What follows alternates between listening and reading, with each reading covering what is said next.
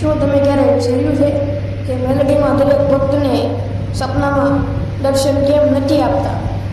શું કોઈ ખાસ ભક્તને જ માતાજી પોતાના દિવ્ય સંકેત આપે છે?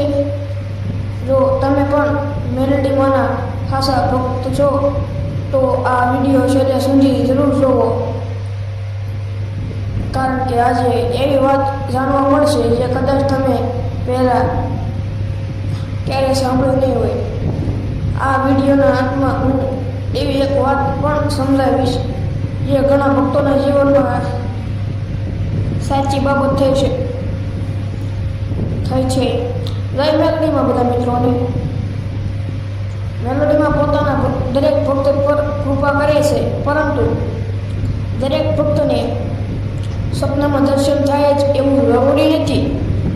ઘણી વખત માતાજી પોતાના ભક્તને સીધા દેખાવાના બદલે સંકેતો આપે છે, અને જ્યારે કોઈ ભક્તની ભક્તિ, શ્રદ્ધા અને વિશ્વાસ ખૂબ ઊંડો બની જાય છે ત્યારે માતાજી સપનામાં દર્શન આપીને આશીર્વાદ આપે છે. એવો લોક વિશ્વાસ છે. ઘણા ભક્તો કહે છે કે તેઓએ સપનામાં માતાજીને લાલ વસ્ત્રોમાં જોયા, કોઈએ સિંહાસન પર બેઠેલા જોયા, કોઈએ મંદિરના દ્વાર પાસે જોયા, તો કોઈએ માત્ર દિવ્ય પ્રકાશના રૂપમાં અનુભવ્યા. આવા અનુભવો વ્યક્તિગત હોય છે અને દરેક માટે તેનો અર્થ અલગ હોઈ શકે છે. પહેલું, ખાસી શ્રદ્ધા ધરાવતા ભક્ત જે ભક્ત માતાજીને માત્ર મુશ્કેલીમાં નહીં પરંતુ સુખ દુઃખ બંને સમયમાં યાદ કરે છે, નિયમિત પ્રાર્થના કરે છે અને સારા કર્મ કરે છે, એવા ભક્તોને આધ્યાત્મિક અનુભવ થવાની શક્યતા વધારે હોવાનું ઘણા ભક્તો માને છે. બીજું, નિસ્વાર્થ ભક્ત. જે વ્યક્તિ કોઈ લોભ કે સ્વાર્થ વગર માતાજીની સેવા કરે છે, ગરીબોની મદદ કરે છે, સત્યના માર્ગ ચાલે છે અને અહંકારથી દૂર રહે છે, તેની ભક્તિ વધુ નિર્મળ માનવામાં આવે છે. ત્રીજું, નિયમિત પૂજા કરનાર. જે ભક્ત નિયમિત દીવો કરે, આરતી કરે, નામ સ્મરણ કરે અને માતાજી પ્રત્યે આદર રાખે, તેના મનમાં શાંતિ વધે છે. ઘણીવાર આવા ભક્તોને સપનામાં ધાર્મિક પ્રતીકો અથવા મંદિરોના દર્શન જેવા અનુભવ થાય છે. ચોથું, મુશ્કેલીમાં પણ વિશ્વાસ ન છોડનાર. જીવનમાં મુશ્કેલીઓ આવે છતાં જે ભક્ત માતાજી પરનો વિશ્વાસ નથી ગુમાવતા તેઓ માટે ભક્તિ મજબૂત બને છે. ઘણા લોકો આવા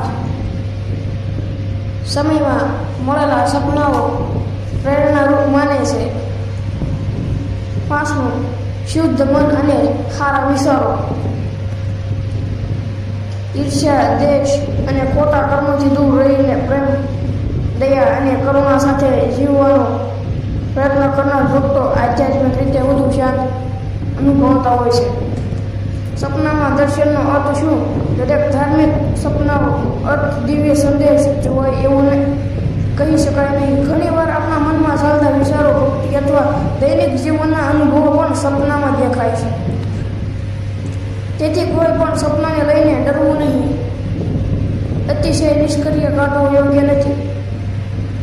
નિષ્કર્ષ, રોજ સપનાથી તમને શાંતિ, સકારાત્મકતા અને સારા કર્મ કરવાની પ્રેરણા મળે તો તેને એક શુભ આધ્યાત્મિક અનુભવ તરીકે લઈ શકાય. ખાસી ભક્તિ શું છે? મેલેડીમાંને માત્ર નાળિયેર, દીવો કે પ્રસાદથી જ પ્રસન્ન કરી શકાય એવું નથી. ખાસી ભક્તિ એટલે સત્ય બોલવું, માતા પિતાનો આદર કરવો, જરૂરિયાતમંદની મદદ કરવી, ખોટા કર્મોથી દૂર રહેવું, ભગવાનનું સ્મરણ કરવું અને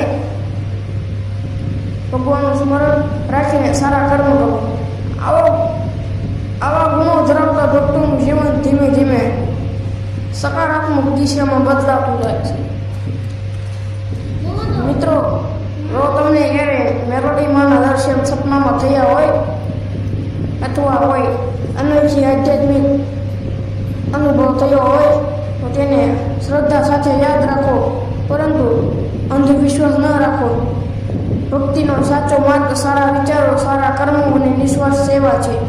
જો તમને આ વિડીયો પસંદ આવ્યો હોય તો એક લાઈક, એક શેર અને ભક્તિ સાગર ચેનલને સબસ્ક્રાઈબ કરો.